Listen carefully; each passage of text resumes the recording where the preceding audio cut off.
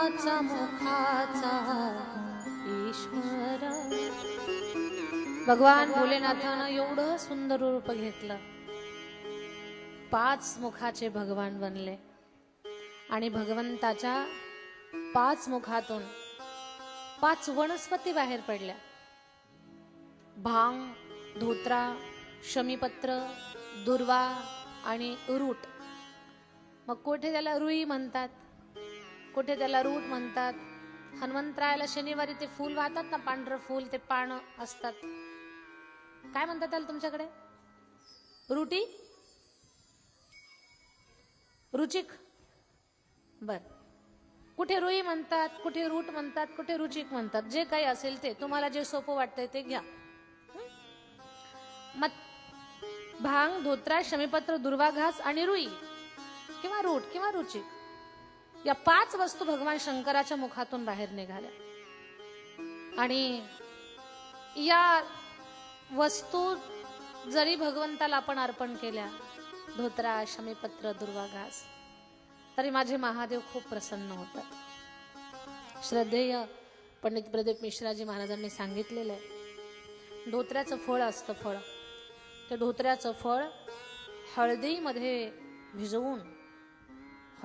भिजवून शिवलिंगावरती जर आपण अर्पण केलं, शिवलिंगावर अर्पण करत असताना दांडी आपल्याकडे असावी, आपलं तोंड उत्तर दिशेला असलं पाहिजे। शिवलिंगावरती धोत्र्याचं फळ हळद लावून अर्पण केलं तर काही रोग असे असतात की खूप औषधी करून सुद्धा बरे होत नाहीत, तर भगवान शंकराच्या कृपा आशीर्वादानं तुम्हाला त्या उपासनेनं तुमच्या रोगामध्ये थोडासा, म्हणजे औषध गोळ्या तर चालूच असतात, ट्रीटमेंट चालू असते, पण रिझल्ट मिळत नाही, तर भगवान भोलेनाथ हळूहळू जटिल आजार कमी कमी करतील। पण हे कधी करायचं? प्रदोषच्या दिवशी, सोमवारचा प्रदोष, प्रदोषच्या दिवशी, प्रदोष कालामध्ये हळदीमध्ये भिजवलेलं धोत्र्याचं फळ शिवलिंगावरती अर्पण करावं। हे धोत्र्याचं फळ अबीरमध्ये जेव्हा आपण भिजवतो, अबीर, आणि अबीरमध्ये भिजवून महादेवाच्या शिवलिंगावरती अर्पण करतो, तर भगवान भोलेनाथ धनधनो भरभरून आपल्याला ऐश्वर्य, धन, संपत्ती आपल्याला बहाल करतात। पण प्रदोष कालामध्ये या गोष्टी आपण करायच्या। प्रदोषच्या दिवशी प्रदोषचं व्रत धारण करून प्रदोषच्या दिवशी भगवान शंकराचं पूजन प्रदोष कालात। प्रदोष काल म्हणजे दिवस अस्ताला जात असतो, रात्रीची सुरुवात असते, दोन्हीचा मध्य, त्याला संध्याकाल म्हणतात। संध्या म्हणजे दिवस आणि रात्रीला जिथे जोडलेला आहे तो काळ। त्या काळामध्ये आपण प्रदोष दिवशी भगवान शंकराला धोत्रा अर्पण करावं। धोत्राचं फळ अर्पण केल्यानंतर महादेवाची विशेष कृपा आपल्यावरती होते। भांग, धोत्रा, शमीपत्र, दुर्वा घास आणि रूट, या पाच वस्तू महादेवाच्या मुखातून निर्माण झालेल्या आहेत। आता महादेव, ब्रह्मदेव आणि भगवान विष्णू यांच्या तिघांच्या तेजातून एक वनस्पती निर्माण झाली। विष्णू आणि ब्रह्मदेव म्हणतात, भोलेनाथ, आपल्या तिघांच्या तेजातून एक वस्तू निर्माण व्हावी। तिघांची शक्ती एकत्र आली आणि त्याच्यातून बेलवृक्ष तयार झाला, बेलाचं झाड निर्माण झालं। तीन देवांची आठवण, तीन देवांचं प्रतीक, तीन देवांची साक्ष म्हणून बेलाच्या पानाला 3 पानं असतात। शास्त्रानं सुद्धा त्याचं वर्णन केलंय। त्रिदलम त्रिगुणाकारम त्रिदेवम त्रियायुधम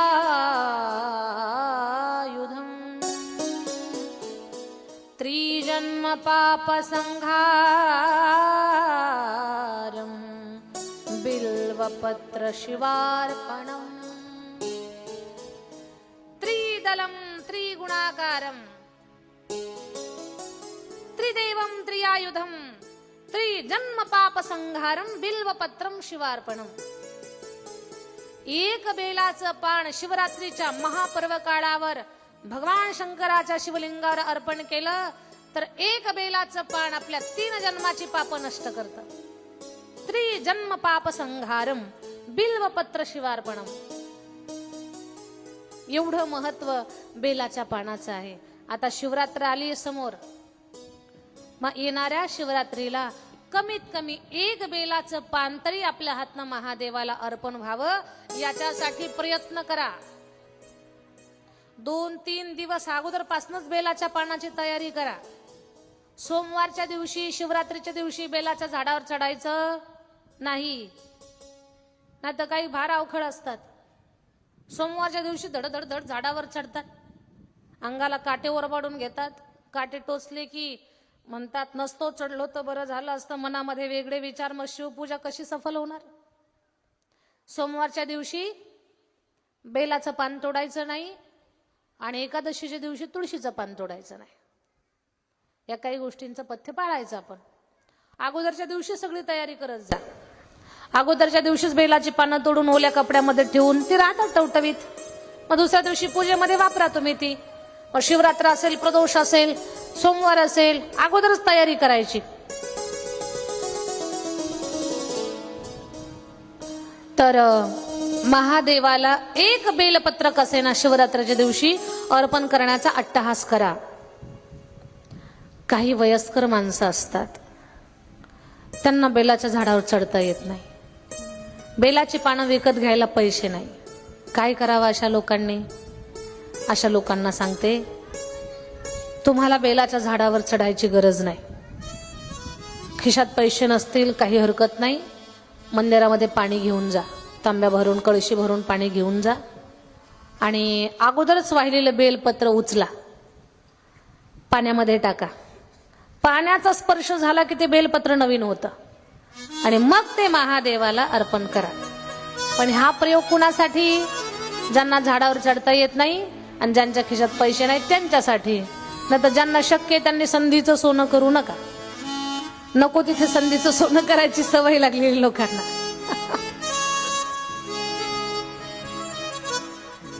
ज्यांना झाडावर नाही चढता येत, उपलब्ध होत नाही, डोळ्यांना दिसत नाही, अंग शरीर थकलेलं आहे, अशा वृद्ध लोकांसाठी हा उपाय आहे. अगोदर वाहिलेली बेल पानं उचला, पाण्यामध्ये भिजवा, पुन्हा भगवान शंकराला अर्पण करा. कारण पाणी विष्णूचं रूप आहे. विष्णूचा स्पर्श झाला की बेलपत्र नवीन होतं आणि भगवान भोलेनाथ स्वीकारतात. काही लोकांना खूप इच्छा असते, शिवरात्रीच्या दिवशी आम्हाला 1008 बेलाची पानं वाहायची, 108 पानं वाहायची, 21 वाहायची, 51 वाहायची, पण पानच उपलब्ध होत नाहीत बेलाची. काय करायचं अशा वेळेला? बेलाचं पान घ्या, त्या बेलाच्या पानावरती लाल चंदनानं राम राम राम लिहा. 3 पानावरती राम राम राम लिहायचं आणि ते बेलपान शिवलिंगावरती अर्पण करायचं. असं राम राम राम लिहून जे सांगते ते चुकू देऊ नका, लक्ष देऊ नका, झोपी जाऊ नका. महत्वाचं सांगते तुम्हाला. बेलाची पानं खूप वाहायची तुम्हाला, पण तुमच्याकडे उपलब्ध नाहीत. बेलाच्या पानावर लाल चंदनानं राम राम राम लिहा. एक बेलाचं पान अर्पण करा. राम राम राम लिहून एक बेलपान अर्पण केलं तर 100 बेलपत्र अर्पण करण्याचं पुण्य तुम्हाला प्राप्त होतंय. हे कानानं ऐकलंय. 2017ला मी काशीला गेलो होतो. बरीच लोक होती माझ्यासोबत. काशीला गेल्यानंतर पहाटे भस्मारती असते तिथे विश्वनाथाची. भस्मारतीला गेलो मी, लाईनला लागलो. अभिषेक करायचा होता. लाईनला लागल्यानंतर तिथे मी डोळ्यानं पाहिलंय, विश्वनाथाचे जे पुजारी होते ते स्वतः लाल चंदनानं पानावरती राम राम राम लिहित होते, शिवलिंगावरती अर्पण करत होते. हे कानानं ऐकलेलं जेव्हा डोळ्यानं पाहिलं तेव्हा विश्वास पक्का झाला. त्या दिवसापासून ठरवलं लोकांना पण सांगायचं. म्हणून तेव्हापासून कथेमध्ये सांगते लोकांना, राम राम राम लिहून बेलपत्र जर आपण अर्पण केलं शंकराला तर 100 बेलपत्र वाहण्याचं पुण्य आपल्याला प्राप्त होईल. आणि ऐका ना, तुमच्यासाठी एक खुश खबर आहे. लॉटरी लागल का नाही माहित नाही मला, पण एक चांगली खुशखबर सांगते, तुम्ही शिवरात्रीच्या दिवशी पूजा कशी करायची ती पूजा कथेच्या शेवटच्या दिवशी मी तुमच्याकडनं करून घेणार आहे. तुमच्या सगळ्यांकडनं, सगळ्यांच्या घरनं शिवलिंग आणून थाळी, पात्र, बेलपत्र, भस्म, दिवा, आरती, प्रसाद, दूध, पंचामृत आणून इथे तुमच्याकडून बसून मी तुमच्याकडनं पूजा करून घेणार आहे. आणि तुमच्या सगळ्यांकडनं 108 वेळा भगवान शंकराचा बीजमंत्र म्हणून घेणार आहे. म्हणजे खूप मोठा नामयज्ञ आणि पूजा आता जे शेवटच्या दिवशी तुमच्याकडनं करून घेईल तशी पूजा तुम्ही शिवरात्रीच्या दिवशी करायची. हा एक फायदा होणार आहे. म्हणून ज्या माझ्या ताई अजून कथेला येत नाहीत त्यांना थोडंसं सांगा, मना घरात बसायचं बंद करा, असा योग पुन्हा येणार नाही, कथा ऐकायला चला. तर जास्तीत जास्त बहुसंख्येनं महिला माता वर्गानं कथेला यावं. माझ्या एका ताईनं किमान 5 आपल्या मैत्रिणी कथा मंडपात आणाव्यात, कमीत कमी 5. आणि तुम्ही सुद्धा कमीत कमी आपले 5 मित्र आणण्याचा प्रयत्न करा. म्हणजे आपलं तेवढंही सामर्थ्य आहे की नाही, 5 माणसं किमान आपलं ऐकतायत का नाही ते आपलं आपल्याला चेक करता येईल. म्हणून बहुसंख्येनं कथेला या. कथेत खूप काही आपण चांगल्या गोष्टींचं चिंतन करणार आहोत. ज्या काही गोष्टी माहिती नाहीत त्यांची माहिती तुम्हाला सांगणार आहोत. नमः शिवाय, ओम नमः शिवाय, हर हर नमः शिवाय, नमः शिवाय, नमः शिवाय, हर हर नमः शिवाय, नमः शिवाय, नमः शिवाय, हर हर नमः शिवाय, नमः शिवाय, नमः शिवाय, हर हर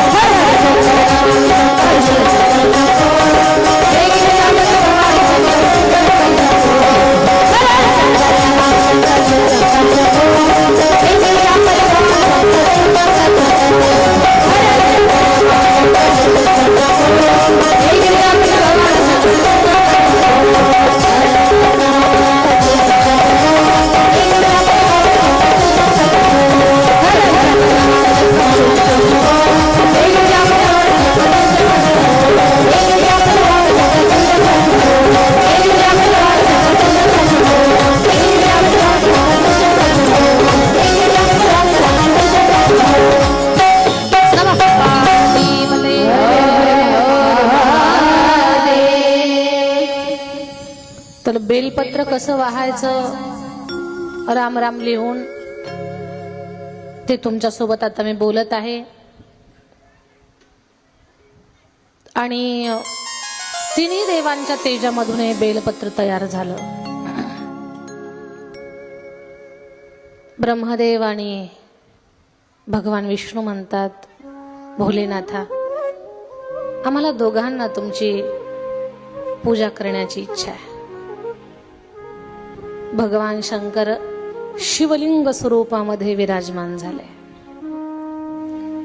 पूर्ण दिवस आणि पूर्ण रात्र ब्रह्मदेवानं आणि विष्णूनं पूजा केली. तोच दिवस शिवरात्रीचा म्हणून साजरा करतात. ज्या दिवशी त्यांनी पूजा अर्चना केली तेव्हापासून, आणि विश्वातली पहिली पूजा महादेवाची जर कोणी केली असेल तर विष्णू भगवंतांना आणि ब्रह्मदेवाने दोघांनी केलेली. महादेवाचे सगळ्यात पहिले पुजारी ब्रह्मदेव आणि विष्णू आहेत.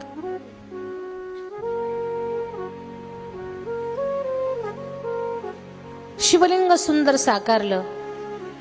त्या शिवलिंगाला पाण्यानं अभिषेक केला, दुधानं अभिषेक केला, लाल चंदनाचं त्रिपुंड लावलं, भांग, धोत्रा, शमीपत्र, दुर्वा, घास, रूट अर्पण केले, बेलपत्र अर्पण केलं, मनोभावे महादेवाची पूजा केली, भगवान शंकराची स्तुती गायली. आता एक गोष्ट ऐका, महादेवाची पूजा केली खरी, पण कशी केली? शिवमंदिरामध्ये गेल्यानंतर महादेवाची पूजा कशी करावी त्याचं शास्त्र आहे. लक्ष देऊन ऐका, अजिबात झोपायचं नाही, लक्ष माझ्याकडे द्यायचं.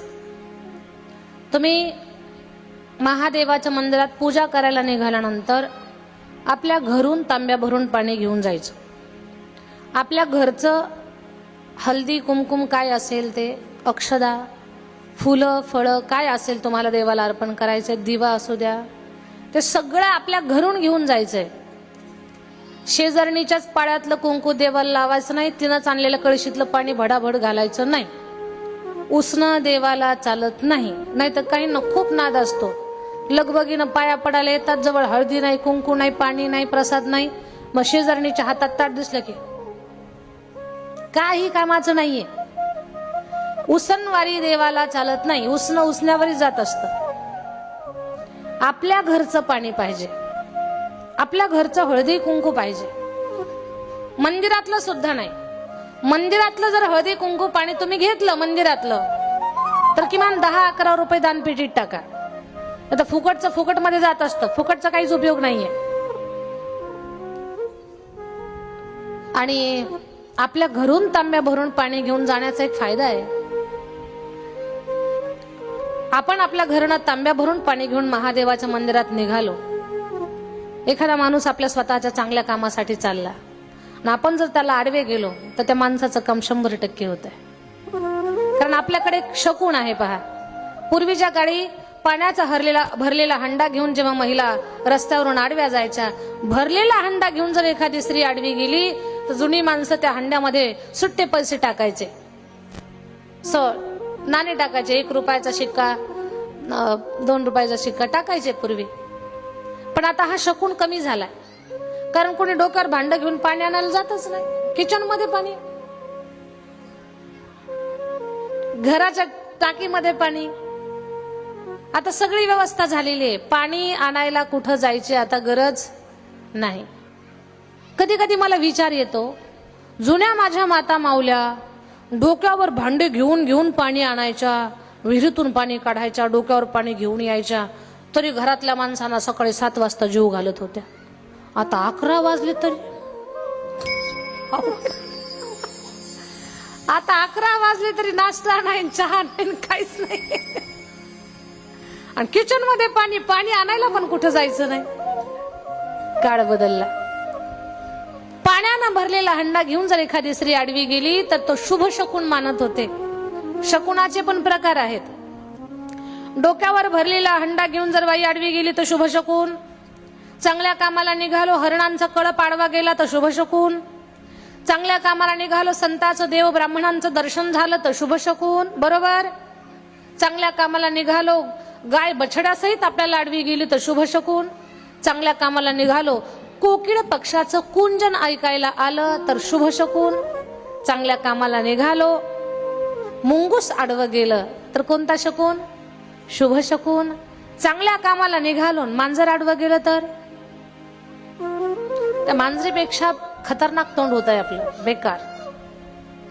पण आम्ही महाराज लोकांना सांगतो, बाबांनो, चांगल्या कामाला एखाद्या वेळेस मांजर आडवं गेलं तरी चालेल, पण चांगल्या कामाला माणसं आडवी जाऊ नयेत, ती मांजरीपेक्षा बेकार आहेत. मांजर तरी एकदा काम होऊ देत नाही, पण माणसं तर कामच होऊ देत नाही. नमः पार्वती पते हर हर महादेव. तर महादेवाच्या पूजेने निघाला तर घरून तांब्या भरून पाणी घेऊन जा. त्यात शंकराची पूजा आणि कुणाचं तरी कल्याण दडलेलं असतं. मग महादेवाच्या मंदिरात गेलात तुम्ही, प्रवेश करत असताना उंबरठ्याचं दर्शन घेऊन आतमध्ये जा. पूजेला जेव्हा बसता त्यावेळेला तुमचं तोंड उत्तर दिशेला असलं पाहिजे, पाठ दक्षिणेकडे असली पाहिजे. म्हणजे महादेवाचं शिवलिंग असं इकडून असं पाणी वाहतं, तुम्ही इथं बसायचं, इथे शिवलिंग अशी पिंड, इथे बसायचं. पाठ दक्षिण दिशा हीच आहे ना, हा, पूर्व पश्चिम उत्तर दक्षिण, इकडे पाठ असावी, इकडे तोंड असावं, असं बसा. शिवलिंग तुमच्या समोर. पूजा करत असताना, शिवलिंगाला पाणी घालत असताना तुम्हाला व्यक्तिगत भरपूर सामुग्रीनं भगवान शंकराची पूजा करायची असेल तर अगोदरचं सगळं काही बेलपत्र, फुलं वगैरे असेल ते बाजूला काढून घ्या, अक्षता स्वच्छ करा. नंतर मग एक 4-2 तांबे पाणी घालून पिंड एकदम स्वच्छ करून घ्या. आणि आता तुमची पूजा चालू झाली. तांब्यामध्ये पाणी घ्या. आता असं शिवलिंग आहे असं गृहीत धरा. तांब्यामध्ये पाणी घ्यायचं, तर शिवलिंग आहे असं असं शिवलिंग आहे असं धरू आपण गृहीत. इथे तुम्ही बसलेला आहात, तर तुम्हाला आता या शिवलिंगावर पाणी घालायचंय. पण शिवलिंगावर पाणी घालण्या अगोदर डायरेक्ट शिवलिंगावर पाणी अर्पण करायचं नाही. शिवलिंग ही गोल कठडी, हा तो समोरचा भाग की जिथून पाणी खाली पडतं. तर ही जी कड आहे तुम्हाला सगळ्यांना दिसते असं मी गृहीत धरते. ही जी कड आहे हे गणपती बाप्पांचं स्थान आहे. इकडची जी कड आहे ते कार्तिक स्वामींचं स्थान आहे. या दोन्हींच्या मध्ये जी जागा आहे, महादेवाची सगळ्यात लहान मुलगी अशोक सुंदरीचं ते स्थान आहे. आणि ही जी गोल कड आहे बाजूची, शिवलिंगाच्या बाजूची, तर ही गोल कड माता पार्वतीचं रूप आहे. आणि हे जे शिवलिंग आहे हे असं, तर हे शिवलिंग भगवान शंकराचं स्वरूप आहे. आणि या स्वरूपामध्ये 33 कोटी देवांचं वास्तव्य आहे असं सुद्धा सांगतात. मग पाणी घालताना पहिले गणपती बाप्पांना घाला, नंतर कार्तिक स्वामींना, मग अशोक सुंदरी, मग निर्गुण पार्वती, पूर्ण गोल कठडी, आणि सगळ्यात शेवटी शिवलिंगावरती. असं तुम्हाला पाणी घालायचंय. गणपती बाप्पा, कार्तिक स्वामी, अशोक सुंदरी, निर्गुण पार्वती, शिवलिंग, असं पाणी तुम्ही महादेवाला अर्पण करा. हे पाणी घालत असताना ओम नमः शिवाय या साध्या सरळ मंत्राचा जाप करा. कुणाला जमत असेल तर श्री शिवाय नमस्तुभ्यम याही मंत्राचा तुम्ही जाप करू शकता. पण श्री शिवाय नमस्तुभ्यम म्हणण्यासाठी तोंडातले 32 हजर असावे लागतात. ज्यांच्या तोंडातला एक जरी गैरहजर असेल तर श्री शिवाय नमस्तुभ्यम म्हणता येत नाही. जो गैरहजर आहे तिथूनच हवा निघून जाते. श्री शिवाय नमस्तुभ्यम म्हणता येत नाही. ओम नमः शिवाय म्हणण्यासाठी 32 जरी गैरहजर असले तर काही हरकत नाही, ओम नमः शिवाय म्हणू शकतो आपण. त्याच्यासाठी सगळेच दाता असावेत उपलब्ध असं काही नाहीये. ओम नमः शिवाय, दातांचा प्रश्नच नाही, ओठ याच्या माध्यमातून आपण तो मंत्र म्हणू शकतो. तर पाणी घालत असताना कार्तिक स्वामी, गणपती बाप्पा, कार्तिक स्वामी, अशोक सुंदरी, निर्गुण पार्वती, शिवलिंग असं पाणी घाला. महादेवाला लाल चंदन अर्पण करा. लाल चंदन लावा, भस्म लावा. महादेवाच्या शिवलिंगावरती धोत्रा, शमीपत्र, दुर्वा घास, रूट किंवा रुई किंवा रुचिक तुम्ही जे म्हणत असाल ते रुईचं फूल अर्पण करा महादेवाला. तुपाची वात, देवाला वात लावताना गोल वात लावायची. जेवढे काही पुरुष देवता आहेत जसं की भगवान विष्णू, राम भगवान, हनुमंतराया, कृष्ण भगवान, विठ्ठल भगवान, भगवान शंकर, गोल वात लावायची. आणि जिथे देवी स्थान आहे देवी देवतांचं त्यांना लांब वात लावायची. तर अशा पद्धतीनं महादेवाला दिवा लावून, तुपाचा दिवा लावून आरती ओवाळा.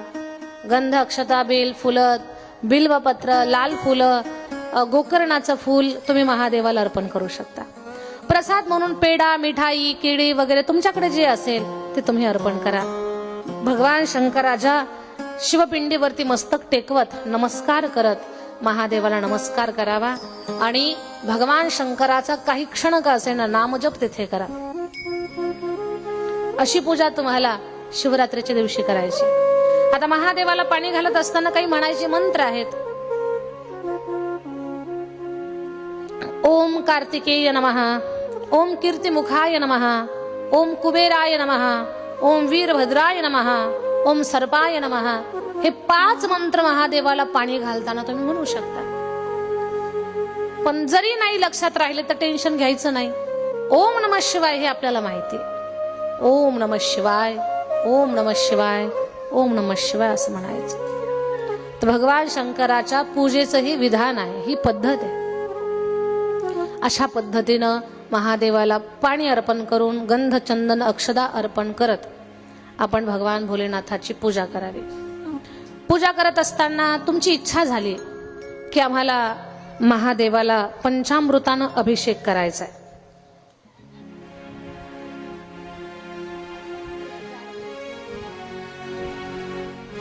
पंचामृतानं अभिषेक करायचा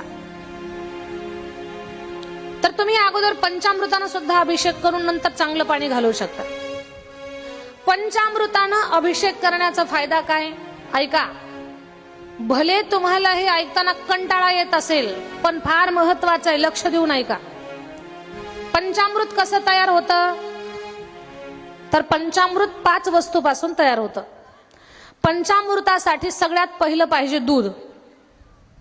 पंचामृत बनवण्यासाठी दूध, दही, तूप, मध आणि पिठी साखर. काय पाहिजे? दूध, दही, तूप, मध आणि पिठी साखर. हे 5 मिळून जे तयार होतं त्याला पंचामृत म्हणतात. हे पंचामृत महादेवाला घातल्यानंतर महादेवाला विशेष आनंद होतो. बरं, या 5 गोष्टी महादेवाला घातल्यानंतर आपल्याला काय फायदा आहे तर ऐका. महादेवाला फक्त जर आपण दुधानं अभिषेक केला तर घरामध्ये संततीत वाढ होते, संतती वृद्धी होते. वंशखंडन वगैरे हा जो असा प्रकार आहे संतान नाही परिवारामध्ये. जुन्या लोकांचा एक शब्द आठवा पहा. जुनी लोक आशीर्वाद द्यायची, दूधो नहा पूतो फलो. याचा अर्थ काय की वंशवृद्धीसाठी दूध ही सामुग्री फार मोलाची आहे. तर दुधानं जर आपण महादेवाला अभिषेक केला तर भोलेनाथाची कृपा होते आणि संताना संदर्भात जर आपल्या प्रपंचात कुठला प्रश्न असेल तर तो सुटतो. हे झालं दूध. महादेवाला फक्त जर आपण दही अर्पण केलं, दह्यानं अभिषेक केला तर परिवारातलं प्रेम वाढतं.